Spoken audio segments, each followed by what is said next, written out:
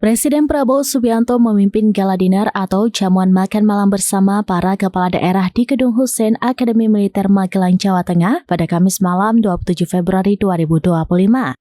Namun, ada peristiwa menarik terjadi usai jamuan santap malam tersebut dilakukan, yakni saat Presiden Prabowo bernyanyi didampingi Presiden ke-6 Susilo Bambang Yudhoyono atau SBY dan Presiden ke-7 Joko Widodo atau Jokowi.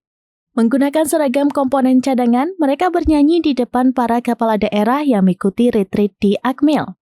Lagu pertama yang dinyanyikan yakni dari Type X berjudul Kamu Nggak Sendirian.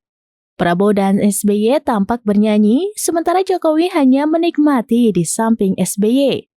Selain itu, lagu lainnya yang dinyanyikan ketiga pemimpin tersebut yaitu Koyo Jogja Istimewa. Saat lagu ini dibawakan, Menko Infrastruktur dan Pembangunan Kewilayahan Agus Harimurti Yudhoyono atau AHY ikut tampil ke depan. Jokowi ikut bernyanyi dan membuka lembaran lirik yang ada di depannya. Para kepala daerah ikut bertepuk tangan saat Prabowo, SBY, dan Jokowi tersebut bernyanyi. Sebelumnya, SBY dan Jokowi juga mendampingi Prabowo memimpin upacara parade senja dan penurunan bendera merah putih. Ketiganya juga melakukan inspeksi pasukan parade senja.